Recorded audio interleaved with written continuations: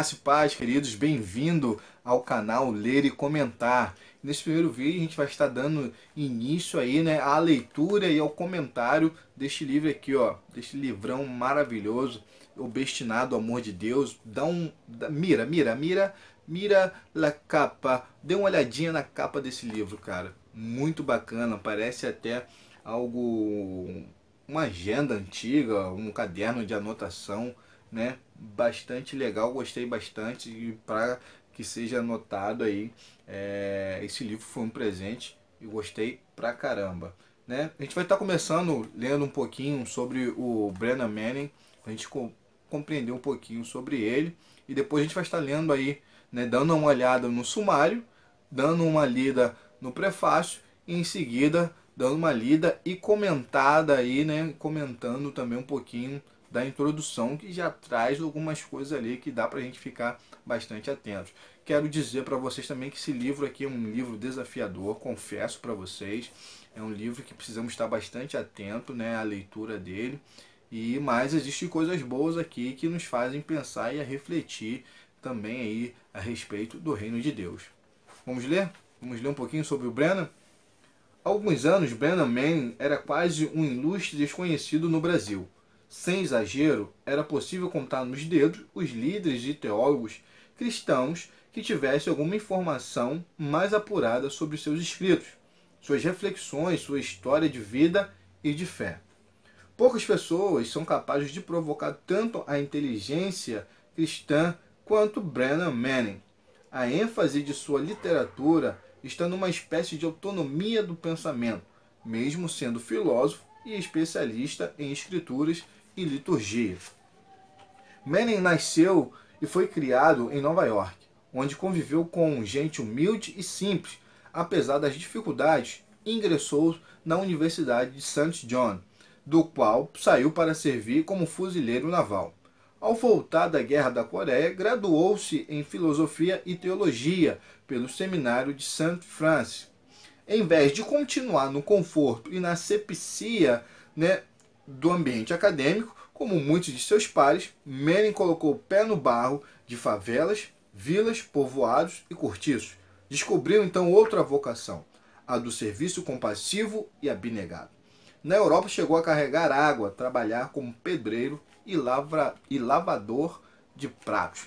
Já deu para compreender um pouquinho aí que o cara começou bem por baixo, né? Vou estar mostrando agora aqui, né, o sumário para vocês, o sumário do livro, para ter uma noção aí, né? Esse livro aí é dividido em 4 partes, um total aí de 125 páginas. E dentro de cada parte aí, se você olhar direitinho, tá me vendo aqui no cantinho, existe aí, são divididos em capítulos aí, essas partes aí. E a gente vai estar lendo aí um prefácio aí, sem comentar, um prefácio pequeno. Se a gente está fazendo algum comentário, somente lendo aí para que a gente possa compreender um pouco melhor. Depois a gente vai estar lendo e comentando, como já falei, a introdução. Vamos ler? O Mestre não nos quer perfeitos, apenas verdadeiros. Ainda assim, às vezes é tão grande nosso esforço por agradar a Deus e por impressionar as pessoas. Tão decididos estamos a ser cristãos perfeitos, que vemos nossa energia sugada e nos mortificamos em razão de nossa exterioridade escorregadia e de nossa hipocrisia interior. Sentimos-nos perigosamente frágeis, tão inertes e infrutíferos como a árvore no rigor do solstício de inverno. Precisamos de uma transfusão de origem divina. O coração do Mestre bate por nós e não contra nós. Ele sempre arrancará o verde falsificado e a esterilidade de nossa hipocrisia, mas jamais quebrará o caniço rachado de nossa vida despedaçada. Isso aí com referência aí a Mateus 12:20 e a Isaías 42:3. Os ramos deixados ao longo do caminho nunca são arrancados em consequência de sua repulsa, mas sempre constituem parte de sua cuidadosa poda. Por isso venha e com Brennan, escute as batidas do coração do Mestre. Aproxime-se da realidade cálida daquilo que a sua encarnação e ressurreição podem significar na rotina da sua vida. Sinta a vitalidade que retorna à alma quando você se aceita recebe o amor do mestre e se deleita com a sua graça.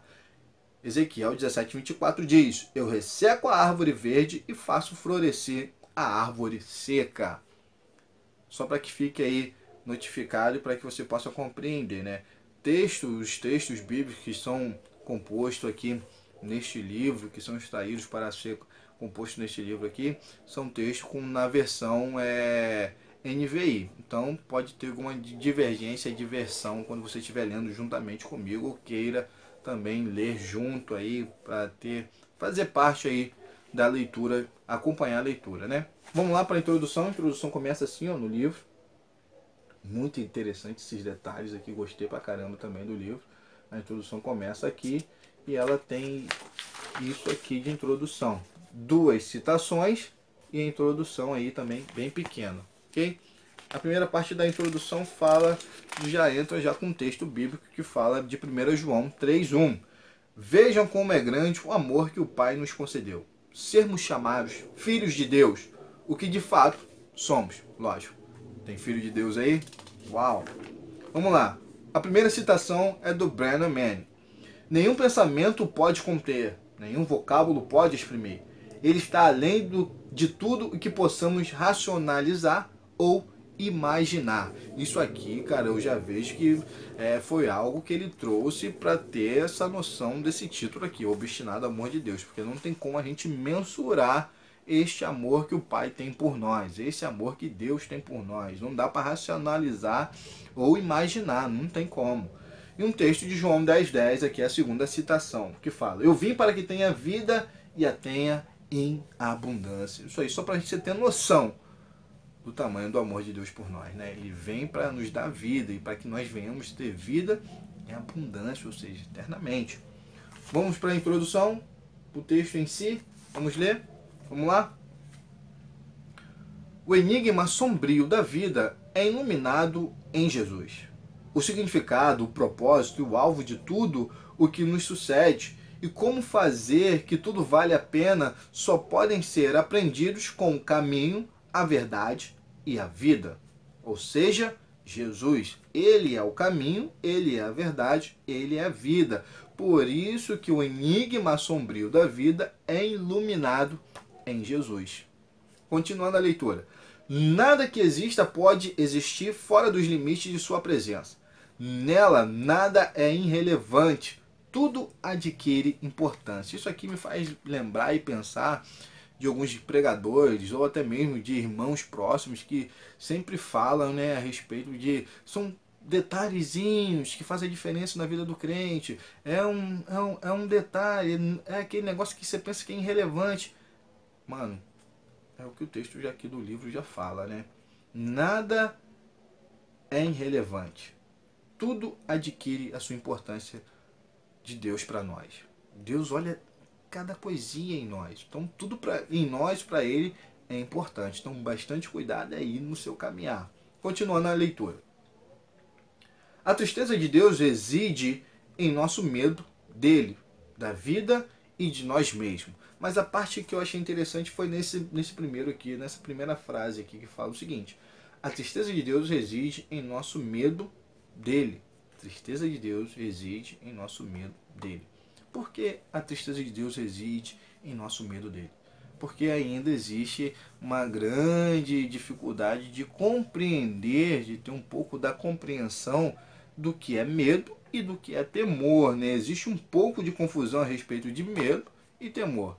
São coisas totalmente diferentes. A gente ter medo e a gente ter temor. Como o pai que acolhe os filhos nos braços ao fim de um dia longo e cansativo, assim Deus anseia envolver-nos em seus braços. Seguro estou nos braços daquele que nunca me deixou, né? Já diz a canção. Qualquer que tenha sido o seu passado ou presente, venha, recline-se no abrigo do amor que ele ofereceu e escute o pulsar do coração do Mestre. Permita que ele lhe ensine sobre a vida, sobre a morte e sobre a eternidade, como filho querido de Abba. Abba, eu pertenço a ti. Você pertence a Ele, Ele vai te ensinar, Ele vai te mostrar sobre a vida, Ele vai te falar sobre a morte, Ele vai te falar sobre a eternidade. Somente isso, querido, através de Jesus. Continuando a leitura. Sem titubear, enxergue-se como realmente é. Então observe quem você está destinado a ser à medida que transita pela terra como filho de Deus nesta jornada chamada vida. A parte interessante, então observe quem você está destinado a ser à medida que transita nesta terra. Muito cuidado para que você não se torne como na história aí do rico e o Lázaro. Nem se torne também como na parábola do filho pródigo. Bastante cuidado. Observe quem você está destinado a ser. Então, se você está longe do Pai, retorne para sua casa. Se você está pensando muito em si, comece a olhar ao redor e a cuidar daqueles que estão próximos de você. Porque depois que você morrer, querido, não tem como você voltar para falar do que é tudo o inferno, do que é os céus. Ok? Então, nós ficamos aí na leitura e no comentário da introdução do livro, né?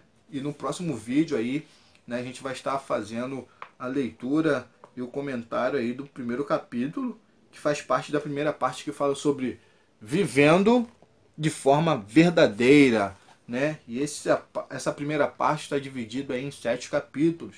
Então, no próximo vídeo a gente vai estar trazendo aí um pouco a dimensão, né, do primeiro capítulo, que fala a respeito de insegurança. Opa, insegurança já é algo bastante legal e bacana. Ok? Então espero que você tenha gostado aí, né, da leitura e do comentário. Lógico, temos muito a melhorar e conto com a ajuda de vocês aí nos comentários aí, do que vocês gostaram, do que a gente pode melhorar, das críticas, né, construtivas, né. Espero que Deus possa estar abençoando a vida de vocês e abrindo um pouco mais a dimensão do pensamento do reino para a sua vida e te trazendo algo que acrescente também como pessoa. Se você realmente se interessou e se você realmente quer que o canal avance, então deixe seu like aí, né? e se inscreva no canal aí por sua própria vontade, ok? Então que Deus possa abençoar você, possa nos abençoar e vamos ler e comentar?